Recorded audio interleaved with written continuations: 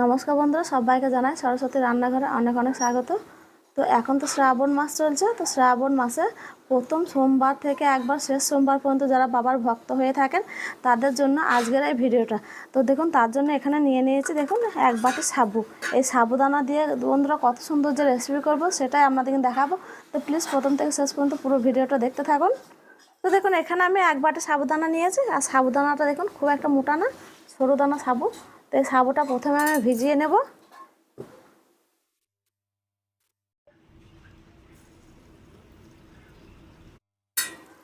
তো নর্মাল জল দিয়ে ভিজিয়ে নিয়েছি, এবার আমি থালার মধ্যে তুলে নিচ্ছি।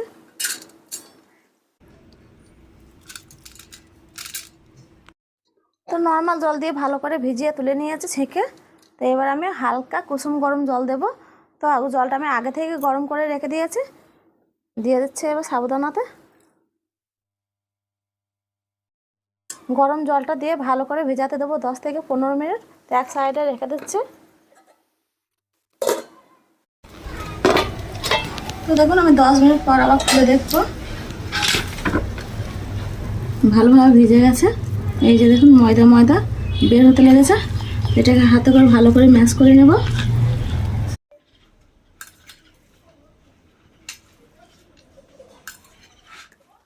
তো এক প্যাকেট গুঁড়ো দুধ নিয়েছি, দিয়ে দেবো সাবুর মধ্যে। সাবুতে গুঁড়ো দুধটা দিলে খেতে খুবই ভালো লাগে। তো চিনিটা আমি আগে থেকে গুঁড়ো করে রেখে দিয়েছিলাম, 2 চামচ চিনি দিয়ে দিচ্ছে। 1 চামচ দিলাম, আর 1 চামচ দিয়ে দিলাম। অল্প একটু লবণ দিয়ে দিচ্ছি।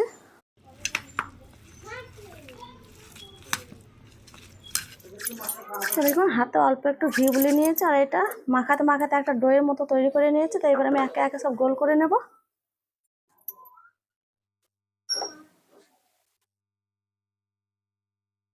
অল্প অল্প করে নেব, আর একবার মিষ্টির মতো গোল করে নেব। তো দেখুন এইভাবে প্রত্যেকটা আমি গোল করব।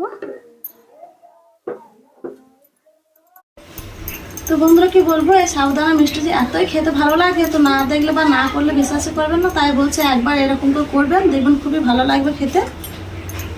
তো দেখুন সাবুদানা মিষ্টিগুলো কত সুন্দর গোল হয়েছে। সবগুলো আমি গোল করে নিয়েছি। তো দেখুন গ্যাসের আঁচ জ্বালিয়ে আমি একটা সসপ্যানে 500 মতো দুধ নিয়েছি, গরুর দুধ। তো দুধটা আমি বসিয়ে দিয়েছি। তাই এখানে নিয়েছি 4টে এলাচ দানা। এলাচ দানাটা দিয়ে দিচ্ছি, খেতে ভালো লাগবে মিষ্টিটা। এখানে গুঁড়ো করা চিনি দিয়ে দিচ্ছি দুধের মধ্যে, আমি 4 চামচ দেবো।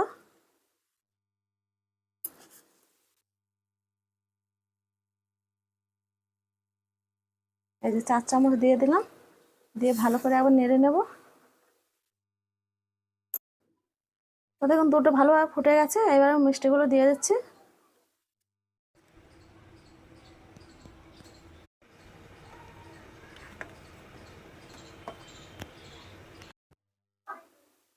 তো দেখুন সাবুদানা মিষ্টিগুলো দেখুন সেদ্ধ হওয়ার পর আপনি দেখুন দুধের উপরে ভেসে উঠেছে, আর কত সুন্দর লাগছে দেখুন,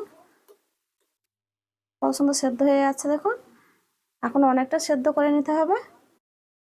তো দেখুন আমার রান্নাটা হয়ে গেছে, মিষ্টিগুলো কত সুন্দর শুধু ফুলেছে দেখুন, একবারে তলতল করছে দেখুন, রসমালাই যেরকম হয়।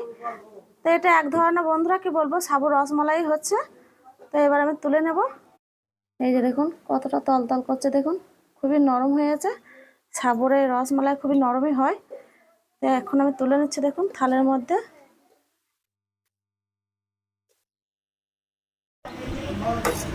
দেখতে তো অসম্ভব সুন্দর লাগছে।